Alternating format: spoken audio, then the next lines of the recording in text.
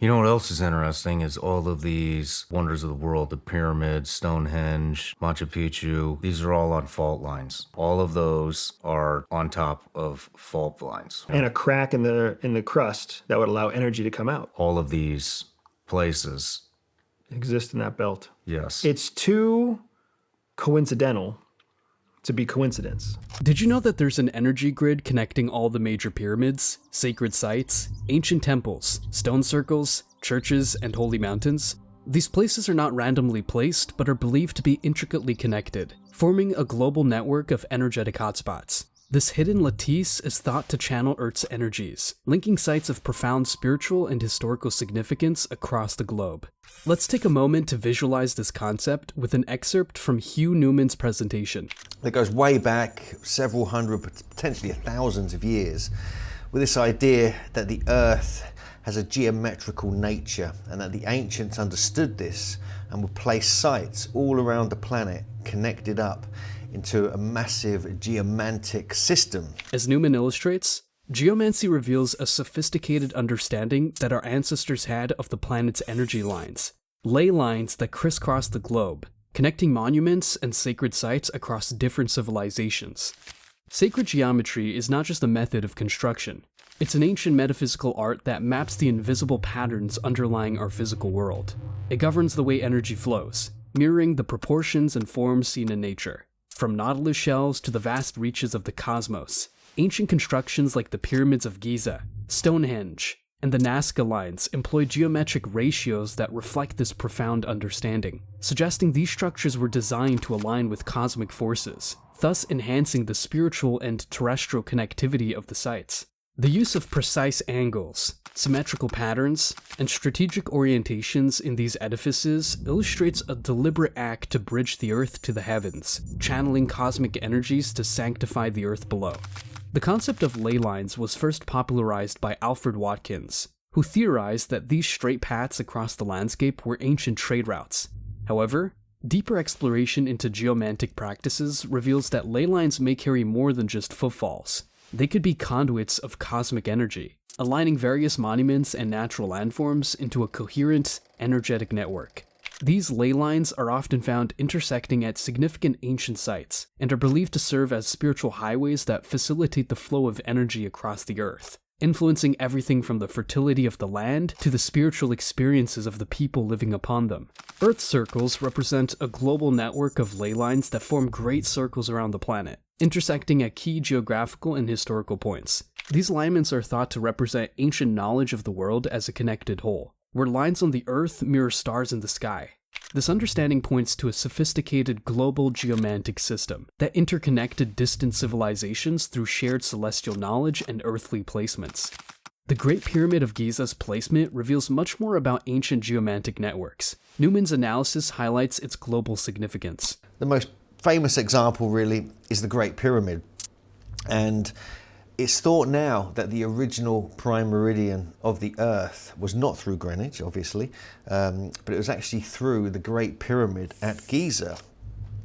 And every ancient site, or many of them, relate to this particular spot, as though this is the omphalos, this is the geodetic axis mundi of the planet, and everything else came from that. And it does appear that may be the case, because even when Napoleon and his surveyors in the late 1700s were surveying Egypt and other areas, they realized that the division of it cut the delta region into two equal portions, and these emanated from the corners of the Great Pyramid. So not only do you have this happening, geodetically in a sort of enclosed area, you also have the fact that most landmass from this particular spot is on the planet. So this is at the center of the Earth's landmass. And there's other reasons why it may have been chosen, which we'll get into during the lecture. Great Pyramid of Giza stands as a testament to the geomantic and geodetic sophistication of the ancient Egyptians. Positioned at the center of the world's landmasses, it not only aligns with cardinal points, but also sits at the focus of significant ley lines, suggesting it may have been the central hub of an ancient geomantic network. Its location and construction are so geometrically precise that they reflect a deep understanding of global geography and geometry. aligning with celestial phenomena such as solstices and equinoxes, which highlights its role as a global marker or beacon in the Earth's energetic grid system. How might such precise ancient engineering influence our understanding of past civilizations' capabilities and knowledge? Across cultures, finding the geodetic center, essentially the energetic or spiritual heart of a land or civilization, was crucial. For example, in Britain, ancient geomancers identified the Isle of Man as a terrestrial fulcrum which balanced sacred and secular powers. Similar practices can be found in other cultures where spiritual and temporal leadership was believed to emanate from these central points, marking them not only as power centers, but also as sacred spaces where heaven and earth align. Let's delve deeper into how ancient sites align globally with harmonic longitudes and geometric patterns. Even Graham Hancock noted this in his 1998 book Heaven's Mirror. He developed a theory of longitudinal distribution of sacred sites based upon precessional numbers. These are numbers that are encoded into the precession of the equinox 25,980 year cycle. And these are all harmonic numbers such as 72, 144, 108, etc. But he also found not only that the sites were related longitudinally from Giza, they all were harmonic distances, harmonic degrees apart. But he also accidentally found that they were based upon pentagonal geometry. The numbers of precession are the internal angles of pentagons, suggesting that the precession of the equinoxes is directly related to sacred geometry, i.e. pentagons, and possibly dodecahedral geometries, which we'll see later. So all around the world, not just from Giza, but other cultures, even before and after Giza and the Egyptian civilization, understood where to put sites. It was part of the system, it was part of a great survey. The concept of harmonic longitudes involves the placement of sacred sites along specific longitudinal lines that may resonate with particular cosmic frequencies. This suggests an advanced understanding of harmonics and vibration, where sites such as the pyramids, Stonehenge, and Easter Island are precisely positioned to create a symphony of interconnected spiritual spaces that vibrate in harmony with the planet and possibly the universe. The use of pentagonal and dodecahedral geometries in ancient constructions points to a deeper layer of sacred geometry, often associated with the precession of the equinoxes and cosmic cycles. These geometric forms are not only aesthetically pleasing, but are imbued with specific energetic qualities that may have been used to harness, store, or manipulate spiritual energies. Such geometries suggest that the ancients designed their sacred spaces in harmony with the fabric of the universe, encoded with the very shapes that structure the cosmos itself, bridging the earthly and the divine. The technological sophistication of ancient builders is evident in their use of megalithic spirals and advanced stone machining techniques. But spirals are also found carved on some of these spheres and at all these sites around the world.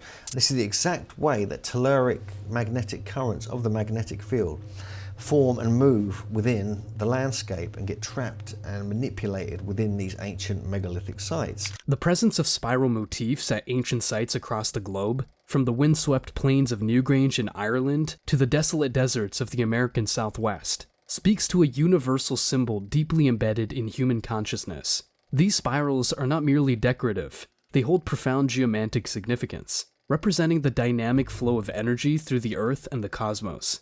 In many cultures, spirals symbolized a journey from the outer consciousness to the inner soul, a pathway to enlightenment or a portal between the physical and spiritual worlds. Archaeologists and geomancers alike theorize that these spirals could have been used in ancient rituals to enhance spiritual energy flow, aligning participants with the natural rhythms of the earth and sky, thus fostering a deeper connection with the natural and divine forces. The evidence of advanced stone machining at ancient sites such as Puma Punku and the Great Pyramid of Giza points to technological capabilities that far surpass traditional explanations of primitive tools and manual labor. At Puma Punku, we find stones cut with such precision that they interlock perfectly without the need for mortar, suggesting the use of sophisticated tools and knowledge of stone cutting techniques that could achieve micron-level precision. Similarly, the construction of the Great Pyramid, with its millions of stone blocks arranged in perfect harmony, implies a mastery over materials and engineering principles that challenges our understanding of ancient technologies. These examples suggest that ancient builders had access to high technology or advanced techniques that could manipulate stone on a scale and with a precision that rivals modern capabilities. Explore the mystery of Scottish stone spheres with Newman's intriguing insights on their possible uses and significance. So here we have the 5 platonic solids, and here we have them represented over 5,000 years ago, carved in stone in northern Scotland, which is bizarre in its own right. This is thousands of years before Plato was even born. And here's some illustrations of 5 of them that actually represent the 5 different platonic solids. These were connected with the stone circles of Aberdeenshire, Orkney, and in other areas of Scotland, and just with 3 examples that were found in England. This is actually a Roman dodecahedron, which is found in France, made of metal. They also display different patterns. They even encode musical frequencies, which is what some researchers have been finding out. The discovery of intricately carved stone spheres in Scotland, dating back to the Neolithic period, has puzzled archaeologists and historians alike. These spheres, often perfectly symmetrical and featuring geometric patterns, are believed to hold significant geomantic power. Theories regarding their use range from symbols of power, used by chieftains and shamans, to practical tools for architectural planning, particularly in the layout of ancient stone circles and settlements. The geometric precision found in these spheres indicates a sophisticated understanding of 3-dimensional space and symmetry, suggesting that they could have been used in complex calculations or as part of ritualistic practices to harmonize with the Earth's energies. Their widespread discovery in various ceremonial contexts supports the idea that these objects were central to the spiritual and daily lives of the people who crafted them, potentially used to align with or amplify natural energy flows within the landscape. These insights into the technological prowess of ancient civilizations reveal not only their ability to manipulate physical materials, but also their deep understanding of the Earth's geomantic properties. By integrating sophisticated technology with spiritual and energetic practices, they were able to create structures and artifacts that continue to mystify and inspire us with their precision, beauty, and profound alignment with the natural and cosmic order. But the thing about these stone spheres that are found all over Scotland and other places is that master geometer Keith Critchlow, who wrote Time Stands Still, has actually put them all together, put them into a kind of one system which he believed that the ancients had an understanding of, especially up in Scotland. And it's exactly identical to the Earth grid system. Now, this is a bit of a chaotic version, but this is identical to what William Becker and Beth Hagans came up with the Earth grid itself. Understanding how ancient sites harnessed Earth energies is crucial. Here's Newman explaining the use of telluric currents. Combined with the rays of the sun, obviously. And the Earth itself is thought to derive from convection in the outer iron-rich core, combined with the stirring caused by the Earth's rotation. The inner core of the Earth also rotates slightly faster than the rest of the planet. It's like playing catch-up all the time, so there's kind of movement and energy constantly happening. And this is found in ancient sites, even in North American sites, such as these chambers all over New England and New York State. Some tests were done by John Burke and Kaj Halberg, who were working, they wrote a book called Seed of Knowledge, Stone of Plenty, and worked with the BLT research team in Boston. This is Kent Cliffs in New York, and they found that often magnetic anomalies were underneath these ancient sites, and telluric currents would build up within these sites. And this is partly why they believed these sites were built, because not only was it could affect you personally, it could affect your consciousness and enhance meditation and things like this. If you place seeds and grains within the right spot within these chambers, it would enhance them and charge them up. And if you went to plant them against test seeds that weren't placed in the chamber, you get much higher yields, larger crop, and a healthier crop. Ancient sites are often more than mere places of worship or communal gathering. They are power nodes on the Earth's surface, strategically placed to harness the Earth's natural energies. Telluric currents, or Earth energies, refer to the subtle magnetic streams that flow across the globe, influenced by the iron content in the Earth's core and the solar radiation from above. The ancients, with their profound sensitivity to the land, positioned their sacred sites along these currents, paths that are often delineated by ley lines. At places like Stonehenge, the dolmens of Brittany, and the Serpent Mounds of North America, these stones and earthworks are believed to channel and amplify the Earth's energies. This alignment was likely not random, but a meticulously planned effort to capture and utilize these energies for various purposes, including enhancing soil fertility, influencing weather patterns, and facilitating human experiences of the divine. The positioning of these sites on energy hotspots may have also been aimed at harnessing this power for healing rituals, fertility rites, and to establish a harmonious relationship between the celestial movements and terrestrial life. To conclude, let's examine the healing properties and the influence on human consciousness these sites hold, as discussed by Newman. The ancient sites of power were sometimes found and sometimes deliberately constructed to mimic or enhance what could be found in nature. In either case, the forces of the natural world were used, and they were used for a variety of purposes, such as the promotion of fertility and for healing. But the overriding purpose was the need to have gateways through which contact with spirit could be achieved. In the ancient world, there were certain people who knew how to work with the physical world in order to create access to the spiritual. So there's like a combination of different things at play here. The same principles that would enhance your seeds and grains, and this has been tested scientifically, would enhance your brain chemistry and affect your different glands in your brain and give you out-of-body and visionary experiences.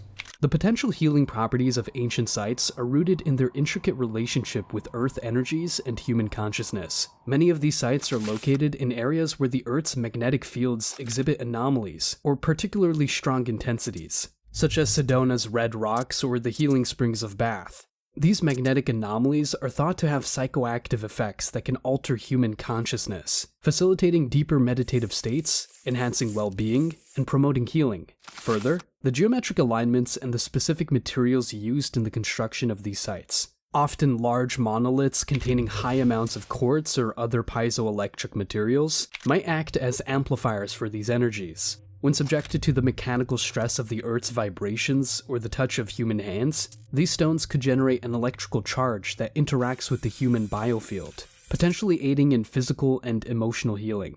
The rituals performed at these sites, designed in alignment with astrological events and telluric currents, also suggest a sophisticated understanding of how time, place, and celestial alignment converge to influence human consciousness. The seasonal solstices and equinoxes, times of significant energetic shifts, were often the focus of such rituals, implying a calendrical wisdom that sought to synchronize human activity with cosmic and terrestrial cycles for spiritual and physical renewal. Together, the harnessing of telluric currents and the potential healing effects at these sites illustrates a profound integration of architecture, spirituality, and natural science. A synergy aimed at enhancing human life by aligning it with the Earth's inherent energies.